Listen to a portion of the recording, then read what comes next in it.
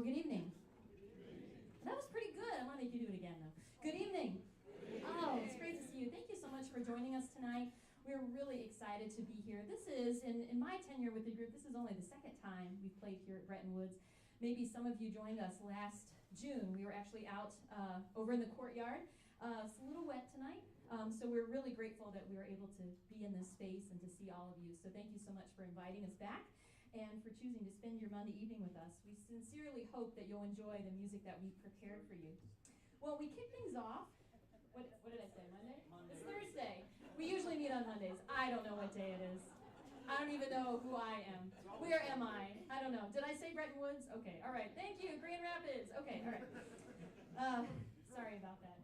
And we're not even into the second piece, so tonight's going to be fun. All right, so I think it's the humidity. We kick things off tonight with The Chimes of Liberty by Edwin Franco Goldman, a fitting opener for a program that's designed to celebrate American musical traditions.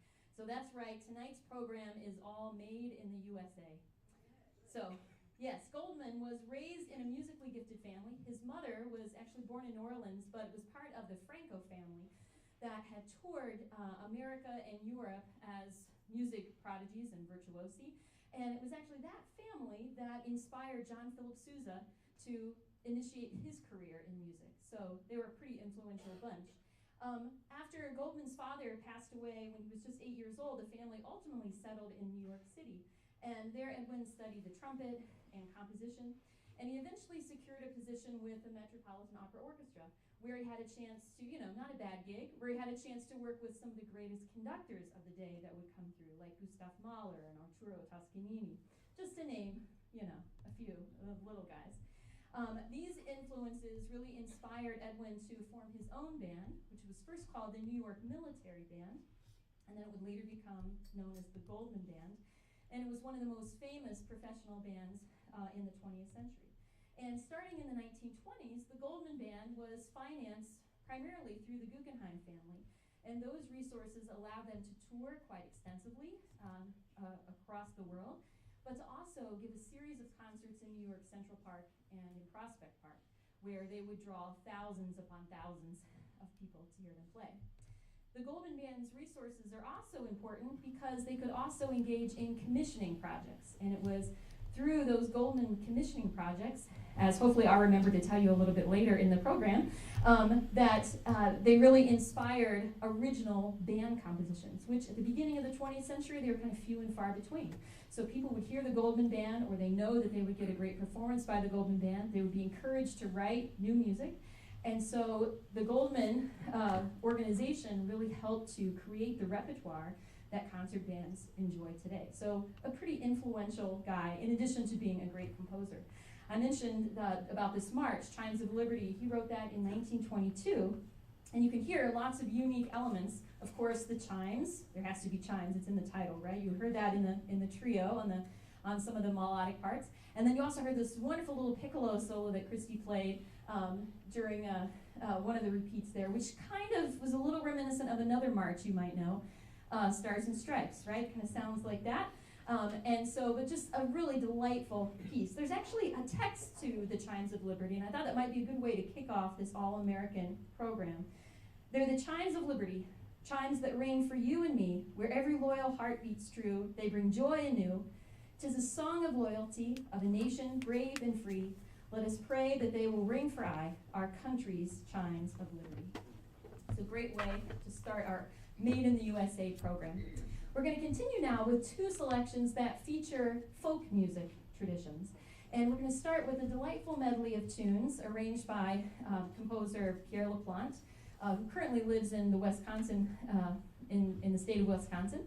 And he's kind of like the modern day Claire Grunman. If you're a former band person, you might recognize that name. Just a great arranger and composer, especially of folk music. But the piece that we're going to play pays tribute to traditional music when the rivers and the waterways of our country were the lifeblood. And so you're going to hear a statement of Down the River, which then leads to an expressive setting of Shenandoah. And then we're going to wrap things up with a setting of Stephen Foster's Glindy Burke. You'll hear that last tune first stated by the brass, and then Laplante actually adds his own melody to that. And it's kind of in this little ta-ta-ta-ta-dee-ta-ta-ta-ta, this kind of little rhythm, which is a little Creole bambula, which is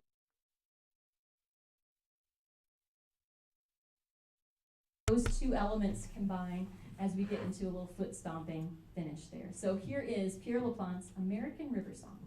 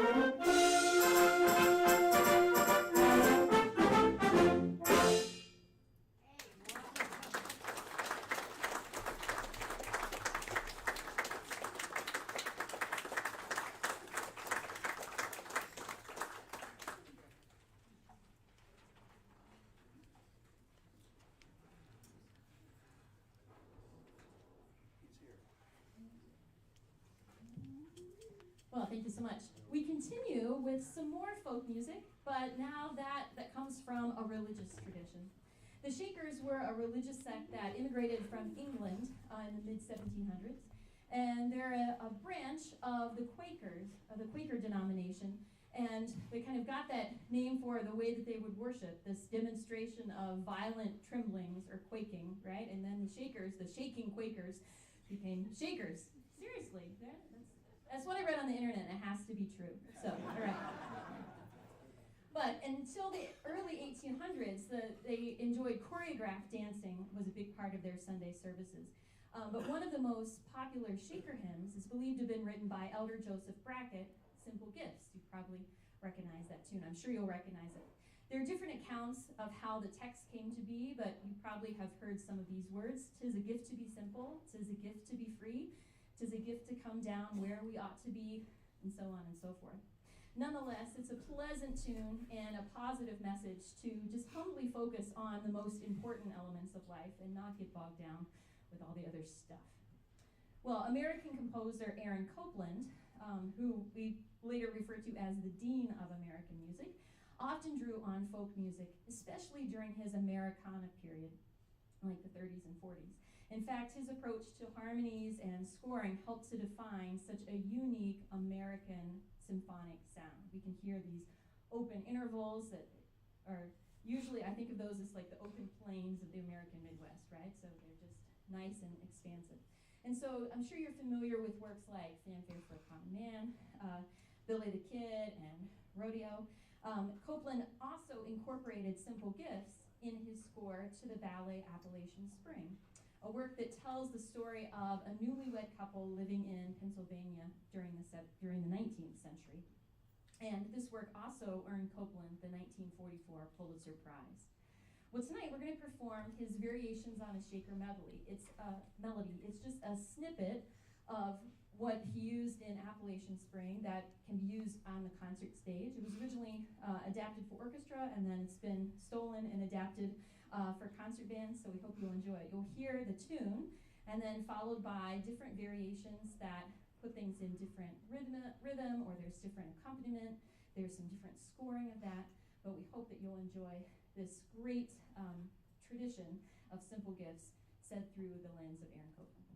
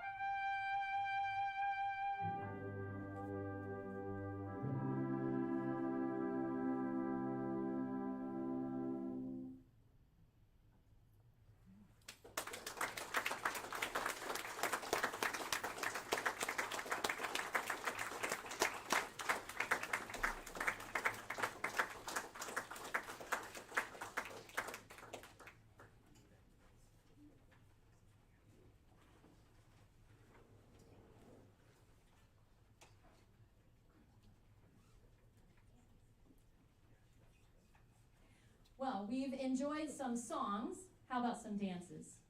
Yeah? You're ready to kick your feet up? All right, we've got just the thing. Well, Robert Russell Bennett enjoyed a successful career as an orchestrator of Broadway musicals. In fact, he's credited with orchestrating more than 200 shows, having collaborated with almost every leading theater composer, ranging from Irving Berlin and George Gershwin to Cole Porter and Richard Rodgers. It's not surprising that he's been dubbed the Dean of American Arrangers. Copeland was the Dean of American. Okay, you see where. All right, there are threads here. Yes, but still, Bennett also found the time to compose his own music, going against standard compositional practice of the day. About this time, composers, when they were writing their original music, they were starting to try new things, and they started to get away from tonality. And they're like, what would happen if there wasn't a tonal center and it was just atonal? Interesting. Or what if we just did it like serial, like we kind of made it more like math, where it all followed this sequence of how we're putting all these things together. You're like, please tell me this is not how Robert Russell Bennett composed. No, he did not. He kind of went away with that. Not that is anybody a fan of atonal? Okay, sorry if I've offended you if you love atonal music. But Robert Russell Bennett kind of went against the grain and kept writing very accessible, tuneful music, tonal music. Interestingly, we have a connection to Edwin Franco Goldman, who I mentioned, did all that commissioning and inspiring composers to write music for band. Well, Bennett had gone to one of the Goldman Band's performances after World War II, and he later commented that, and I quote, "The sounds that they made were so new to me after all my years with orchestra, dance bands, and tiny combos that my pen was practically jumping out of my pocket, begging me to give this great big instrument some more music to play." Well, thank you, Goldman Band, for inspiring Bennett, because then he completed this 5-movement suite called Suite of Old American Dances in 1949. Bennett originally titled it Electric Park, which was the name of an amusement park that he used to visit during his youth when he lived in Kansas City. And so he would go there, and he was just like on fire with all the cool stuff that was there. And so his suite reflects the popular dances from that time, sort of the turn of the century, and that eventually led to all of the suite. So tonight, we're going to feature just 2 of these movements. The first one you'll hear is actually the 4th movement of the piece, entitled Wallflower Waltz. Now, the waltz has been around for literally centuries, right? So even though in the 20th century we were hearing and seeing all these new and innovative dance steps, the waltz has still kind of kept its place as one of the most revered and popular ballroom dances. So this waltz is treated a little bit different. You'll hear it start off with a flute melody that's actually accompanied or doubled with the English horn. So you hear this kind of interesting color. And then you'll hear some muted trumpets. And he just sort of scores it in a way that just creates these different melodies that kind of makes an old dance new. So that's the Wallflower Waltz. We're going to follow that with the last movement of the suite, which is called a rag. Now, there isn't a specific dance that is associated with a rag. It kind of sums up the style of music of the turn of the century. So that you could have done different dances to all this rag style music. And so that kind of coincided with what the vibe that he was trying to give with the suite. And so it's a great closer to this piece. So here is the Wallflower Waltz and the rag from Bennett's Suite of Old American Dances.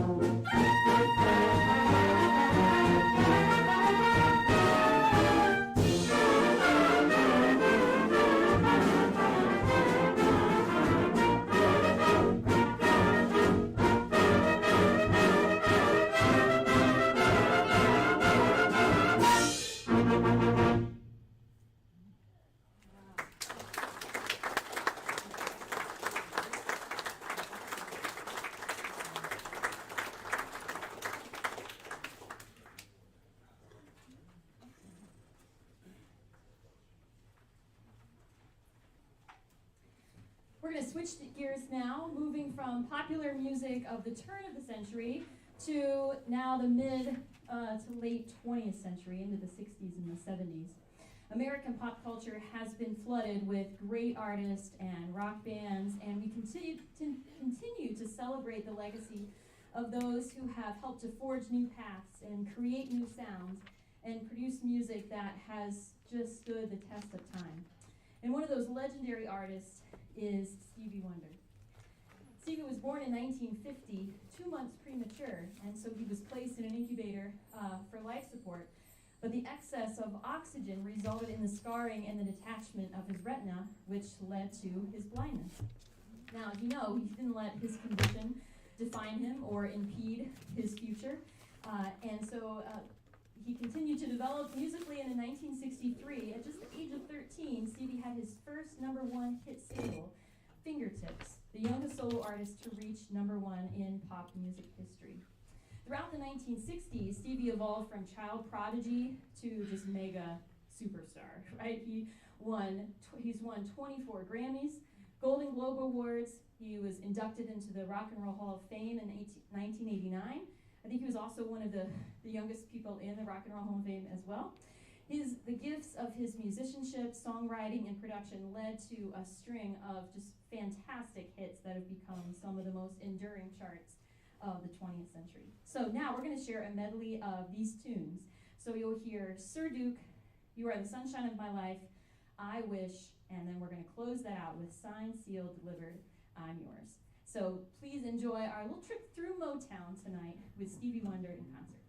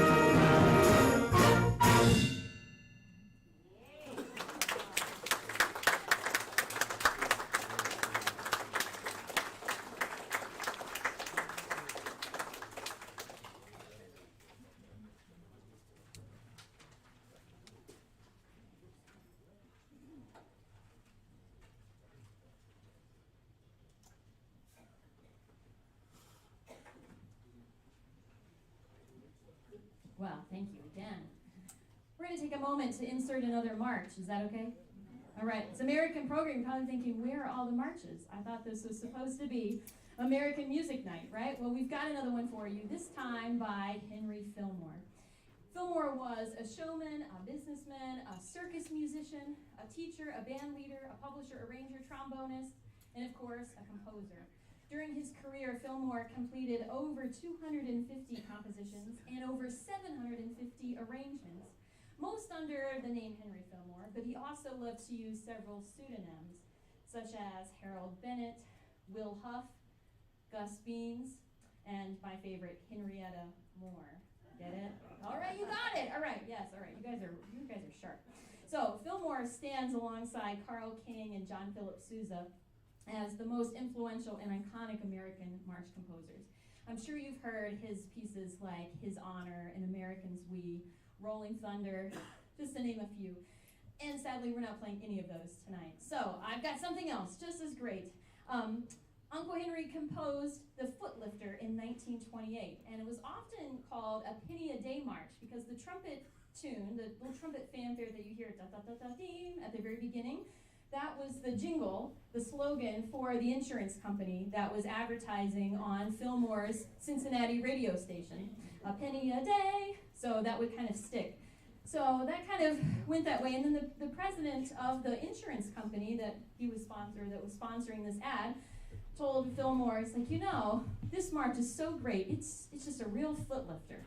And then Fillmore was thinking about that, he's like, I'll kind of file that away. And some of the best marchers, parade marchers, they're the most energetic foot lifters, they are great. Well, he sort of kind of kept that in the back of his mind. He was talking with another colleague about just like names of marches, like, that would be a great name for a march. Well, little did he know, Fillmore already had it. And so when this was published in the 30s, it said the Footlifter at the top.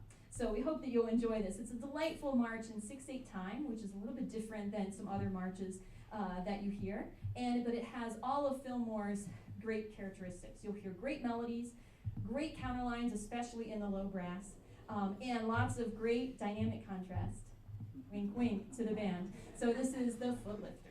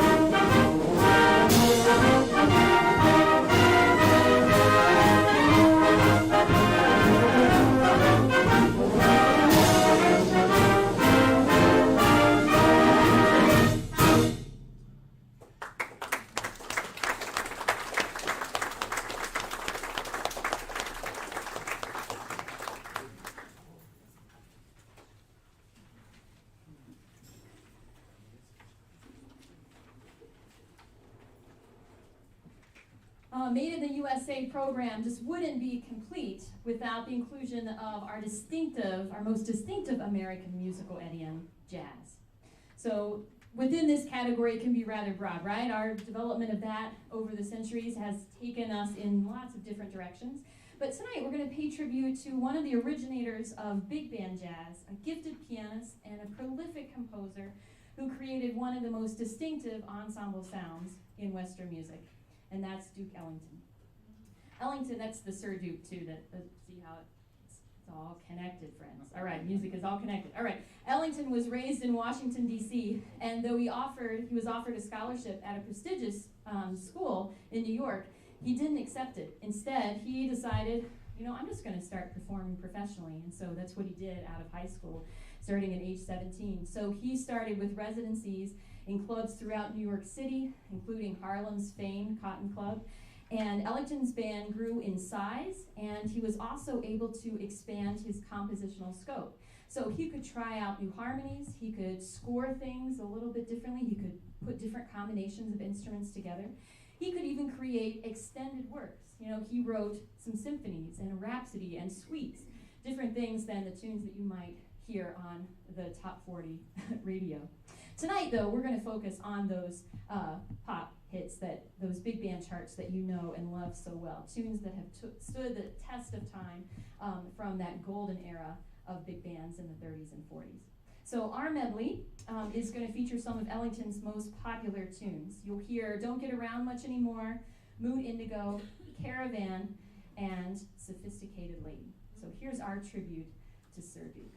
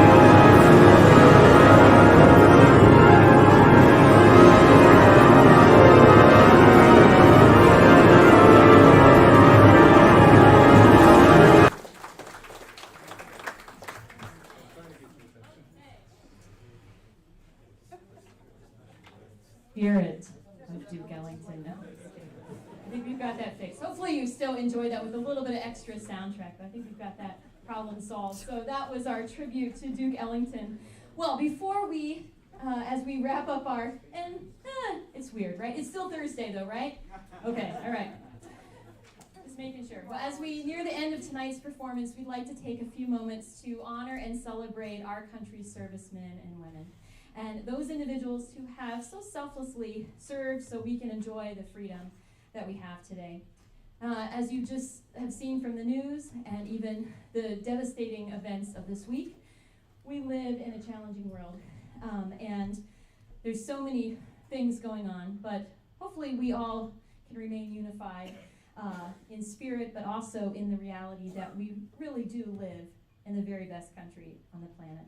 And so we're indebted to our founding fathers for their leadership and their vision, and we're especially grateful for those military personnel who have fought and continue to serve so we can enjoy our freedoms today.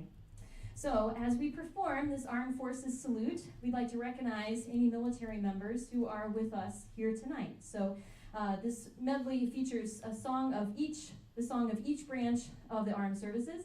And so once you hear your melody, I'll call it out. I'll have another arm, so I'll call this out. And if you're able to stand, please do so we can recognize you and show our appreciation. If you can't, just a salute or a wave so we can honor you. So here's our Armed Forces Salute.